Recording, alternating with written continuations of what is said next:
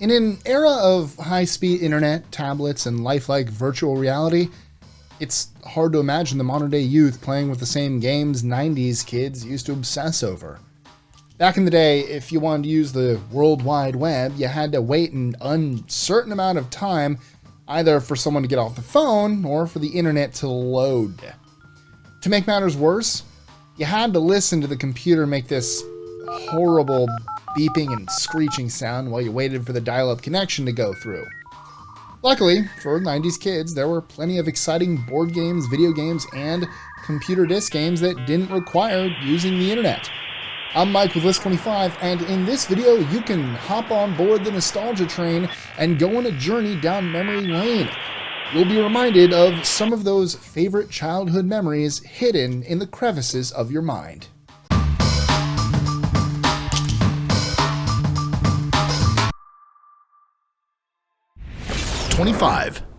Playing the Oregon Trail as a child was like no other experience.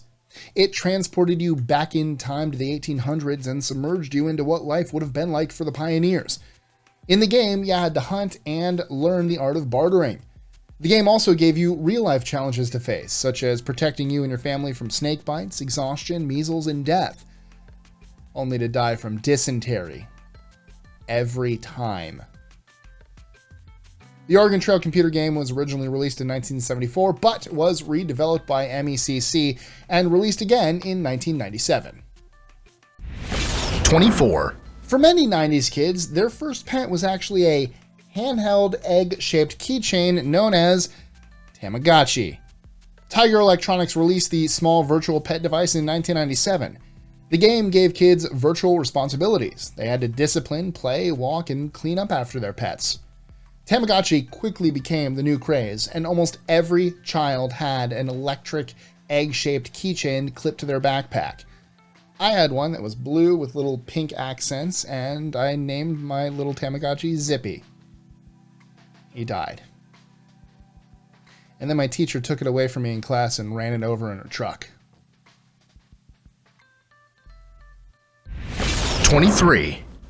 Imagine being able to play your all-time favorite arcade game in the comfort of your own home.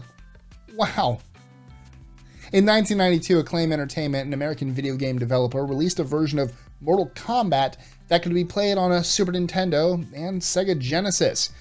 Kids all across the nation were now able to battle in Shang Tsung's super secret tournament from their living room. 22. The I Spy Spooky Mansion computer game is based on Scholastic's I Spy children's books. It was created in 1999 by the same company. The game revolves around finding a list of objects hidden in each room in the haunted house. Boy, do we love lists. Once you successfully uncover all the objects in the room, you're then given a piece of the puzzle. The spooky search and find game kept children entertained for hours. 21. Before many of us even heard of James Bond, there was Carmen Sandiego. Where in the World is Carmen Sandiego is an adventurous video game based off the original 90s cartoons. The computer game version was released in 1996. The game starts you off as a rookie detective where your mission is to track down stolen famous works from all around the world. 20. It's unfortunate that children these days will never experience the pure excitement of getting a free computer game with their box of Kellogg's cereal. One of the most popular free cereal games was the Game of Life. Most children at that time were already familiar with the board game version. However, the computer version wasn't only visually stimulating, but it also allowed kids to play the game as a single player. 19. Rollercoaster Tycoon was released in 1999, and it immediately skyrocketed into popularity.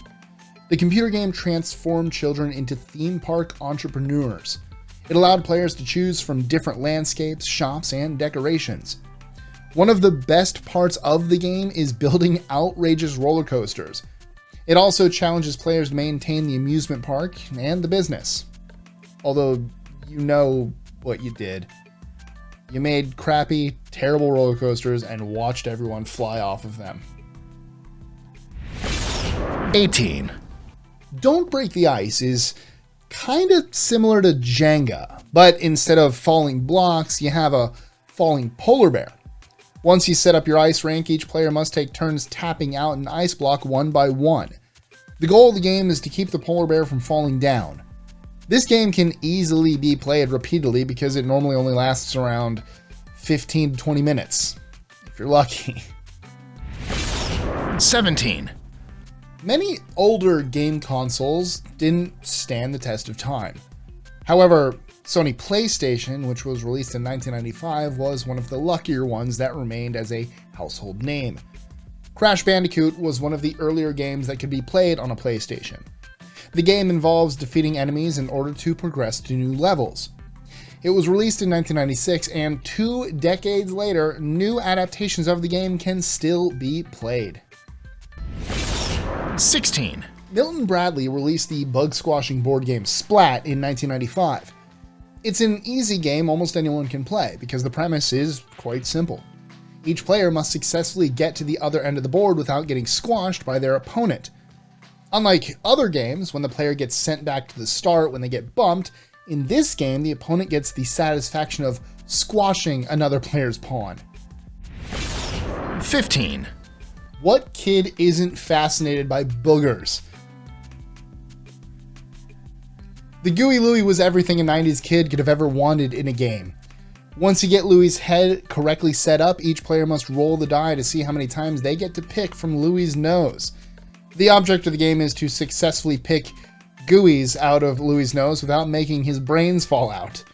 As disgusting as it may sound, 'cause it is, it's somehow still a top-selling children's game. 14. Playing Ask Zander as a kid was a mystical experience. Each player had to draw a question card and guess if the Zander would answer their question positively or negatively. After they answered, the player would then wave their hand over Zander's globe to hear his response. If the player correctly guessed Zander's response, they would be rewarded with a gem. However, if they answered incorrectly, they would need to return one of their existing gems. 13. Parker Brothers released Don't Wake Daddy in 1992, and it quickly became one of the most popular toys of the year. The game is exactly what it sounds like. Players must sneakily move around the board without waking up Daddy. If a player happens to land on a color noise space that doesn't match their assigned color card, then they must make one of several noises that could potentially wake up Daddy. If Daddy suddenly jerks upright from his bed, he is woken up and you must return to the beginning of the board. 12. Jumanji is a fantasy box office hit that was released in 1995. The movie is about 2 siblings who play a mystical board game that ends up unleashing a world of chaos and adventure on them. A few months after the movie was released, Milton Bradley came out with a real-life Jumanji board game. The game revolves around the same premise as the movie. All players could potentially lose if they roll a certain number and the jungle overtakes them. I am still wanting a realistic one, just like the game with the wooden box and everything and maybe magnetic pieces. I had the game, it was fun, as a kid. I should play it again to see if it's still fun. 11. There are some board games that can't be played by children who haven't learned how to read or write yet. Luckily, the Cootie game wasn't one of those. Each player must roll the die to find out which corresponding body part they can add. The goal of the game is to successfully build a cootie creature before the other opponents. 10. Pass the Pigs is a game the whole family can enjoy. For 90s kids growing up, the newer version of the game isn't much different from what they remember. The premise of the game is quite simple, and partly why everyone loves to play it. Each pig has dots on their body to help determine what position it lands on and how many points you should receive. Once a player reaches 100 points, they're automatically appointed the winner. 9. Before there was a Babysitters Club board game, there was the Babysitters Club book series. The books revolve around the lives of 5 teenage girls who created their own babysitting business in their neighborhood. It's no surprise that the board game revolves around girly gossip and asking each other silly fun questions about babysitting, school crushes, and best friends. The Babysitters Club board game was a vital part for most girls growing up in the 90s. 8, One of the best parts about playing Trouble was pushing down on the pop-o-matic to roll the dice. Each player has a certain amount of pawns on the board and gets to move one pawn per roll of the dice. The goal of Trouble is to be the first person to get all their pawns across the line.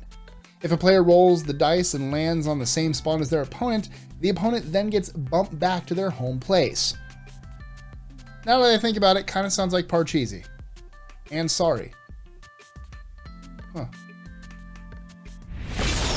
7, The Sega Genesis console was originally launched in October 1988 in Japan. For many Americans, the console didn't become a popular household item until the early 1990s. One of the most popular Sega games was Sonic the Hedgehog. The game features a bright blue hedgehog with supersonic speed. The game was released in North America in 1991 and quickly became a cult classic video game that's still played to this day. Fun Mike fact, this was my very first video game. My dad bought me the Sega Genesis with the non-resellable, not for resale, I think is what it said, Sega Genesis game for Hanukkah in 1991. 6, Marvin Glass and Associates originally released Mousetrap in 1963. However, most 90s kids remember constructing the Mousetrap game with their friends and family growing up. The game revolves around trying to capture other players on the board. One of the most exciting moments in the game is when you successfully escape a trap because it didn't work properly. Oh, the rubber band to go onto the part that slapped I believe it was the foot. The stop sign hit the foot, which then kicked the bucket. That rubber band, I never set it up properly. Always screwed that up. 5, There was a lot of speculation when Doom, a first-person shooter video game, was released in 1993. Many parents were concerned about the game's violence and the possible negative impact it could have on children. Fast forward 25 years, and now first-person shooter games are a billion-dollar business. Doom was extremely popular, and it's even considered to be the Call of Duty of its day. 4, The board game Payday was a fun way to give children a glimpse into their inevitable adulthood. The game revolves around a calendar month. Throughout the game, each player is dealt various bills and expenses. Oh, fun. Each player gets paid at the end of each month. However, if their salary doesn't cover their bills, they must take out a loan. The player who has the most money, or least amount of debt, wins. 3, Capcom, a Japanese video game developer, released another arcade favorite turned video game in 1991. Street Fighter II is a competitive fighting game that allows you to play different characters who have their own unique fighting styles. The video game was also one of the first to introduce 6-button configurations and different combo systems. 2, Most 90s kids will remember the pure adrenaline of playing Risk with their friends and family. At that time, there weren't many other board games that allowed you to attack other players just by determining who had the highest dice roll. Risk allowed players to move armies and take over an enemy's territory. For kids, it was the closest they came to conquering the world. 1, Eat at Ralph's may sound like a restaurant board game, but it's a bit different than you might expect. The goal of the game is to be the first player to gorge Ralph without having him throw up. Each player must roll to see how many items of food they can feed him. If the player ends up feeding him too much, Ralph may regurgitate the food and you could be left with more food tokens than you originally fed him. So, what's your favorite childhood game? Let us know in the comments below or tweet your answer to us at list25. My Sega Genesis, Sonic, Mousetrap. A lot of these. Oh man, this is gonna take me back. I'll post on Twitter later, possibly, if I remember. Enjoying our lists? Be sure to click that subscribe button on the bottom right and the notification bell so you don't miss out on new ones every Monday through Friday. Share them with friends and help us consistently conciliate curiosity. And if you want even more lists, check out these videos here or just head to our website at list25.com.